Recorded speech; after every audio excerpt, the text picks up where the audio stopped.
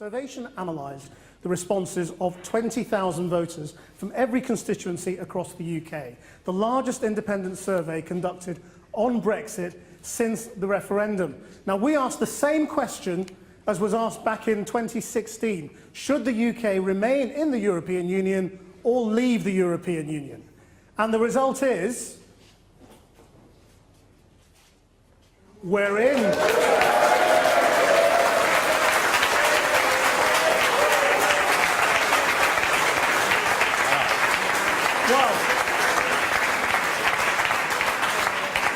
There you are. 54% would vote to remain today. 46% would vote to leave. It would appear a clear majority now in favour of staying in the EU. And let's have a look at how the country has changed geographically. Now, that's how things looked back in 2016. You'll see the blue areas are leave, the yellow are remain. You see Scotland, Northern Ireland, some of the metropolitan cities are remain. The rest is blue. Let's have a look at it today.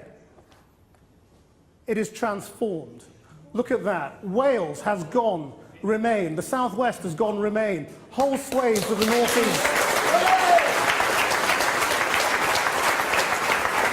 Let's just go back. Let's have a look at that change again. That's what it was in 2016. And today, that is quite a dramatic change. Barry Gardner, are you on the right side? Yes. Because I think what you've shown is our nation continues to be incredibly divided. You've now said 56, 40, 44. We remain an incredibly divided nation. And actually, going back and doing another referendum, you may get that result. What you would have is you would have increased those divides enormously. And that's what I find deeply troubling about this. David Gork, a quick reaction to this. But that's why there is a way of respecting the referendum, and that is what we put forward in terms of a new customs union. That's what we put forward. Jeremy actually made the offer to Theresa May. Let's just get a reaction to these numbers. David Gork. Look, I have to say, until we got to the last bit, I agree with Barry on this, I'm afraid, that a decision was made. We are, of course, at the sort of end of a negotiation, at a period where we all have to accept a lot of uncertainty. And at this point, I have to say, not at all surprised that there's been a swing back to remain. I think if we get a deal, then there could well be a swing back to leave. If we don't get a deal, then I suspect there'll be a further swing to remain. But just at this point, you know, public opinion will move around, but we had a referendum. Well, it's gone the other way. We all said we'd respect that result. John Curtis, unpick this for us. Well, I think it's important to understand what lies underlying this movement. What does not underlie this movement is many voters changing their minds.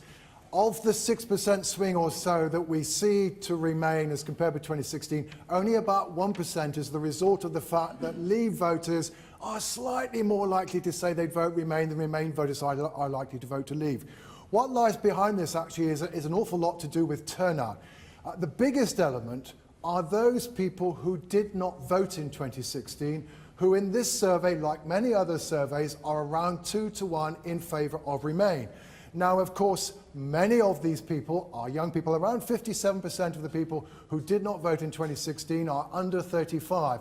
So therefore, it won't also surprise you to hear that one of the other things this poll shows underneath the news of this is that the swing towards Remain has been strongest amongst younger voters. It's virtually absent amongst older voters. So to that extent, at least, that age divide does indeed now look to be wider. But there's one other thing, however, to understand, which is also, which is interesting, which is that the swing towards Leave, away from Leave, seems to have been greatest in those places that were most heavily in favour of Leave in 2016. So there is some constituencies. So there is, it's the local authority areas that, like Sunderland that we saw earlier, that were most pro-Leave, that seem to have swung back most.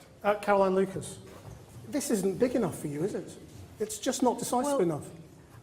It's not the end of the story, but what I want to say is that what we need to be doing is recognising as well that many of the people who voted Leave had legitimate grievances, very legitimate grievances, that need to be tackled. So the People's Vote campaign isn't just saying, let's just swap and see if we can get, a vote like this and just change the balance. What we're saying is we need to look at those underlying reasons that drove people to feel so fed up and so angry with the establishment. The fact that they haven't been able to get their kids into local schools, the fact that the NHS has been crumbling because successive governments have failed to invest in it. So I simply want to say that I think it's massively important that the People's Vote campaign and all of us who want to see the opportunity for the people to have a say recognise that it's not about turning the clock back for 2 years. Just one point, but it's not about turning the clock back 2 years. It's about saying, let us make sure that we address those underlying reasons that drove so many people to feel that the only solution was to leave the EU, when in fact leaving the EU will make things worse. When we looked at voter turnout, only 48% of 18 to 24-year-olds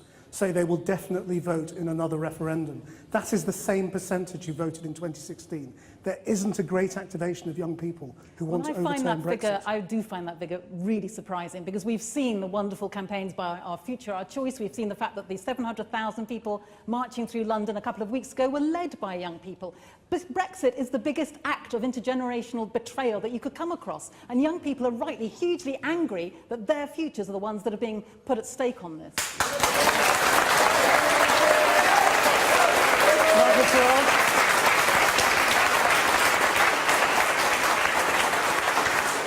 Do you respect public opinion?